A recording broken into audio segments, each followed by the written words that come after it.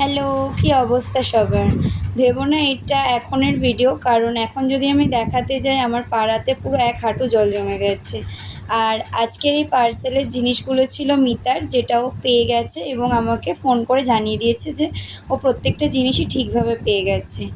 আর আমি ঠিক করেছি এবার থেকে তোমাদের সাথে আমার ভালো এক্সপিরিয়েন্স, খারাপ এক্সপিরিয়েন্সগুলো শেয়ার করব। তো এই পার্সেলের একটা এক্সপিরিয়েন্স আমি শেয়ার করি, যেটা হলো এই পার্সেলটাতে আমি একটা যে ডেলিভারি চার্জ নিয়েছিলাম মিতার থেকে, যখন আমি পোস্ট অফিসে ডেলিভারি করতে যাই সেই সময় তারা জানায় যে ওই ডেলিভারি চার্জের থেকে আমার বেশি লাগবে। তো সেই সময় আমি মিতাকে জানাই যে ডেলিভারি চার্জ তো বেশি লাগছে, তো তুমি তাহলে এক্সট্রাটা আমাকে একটু পে করে দিও। তো ও কোনো সমস্যা না করে আমাকে ওই এক্সট্রা টাকাটা পে করে দিয়েছিল।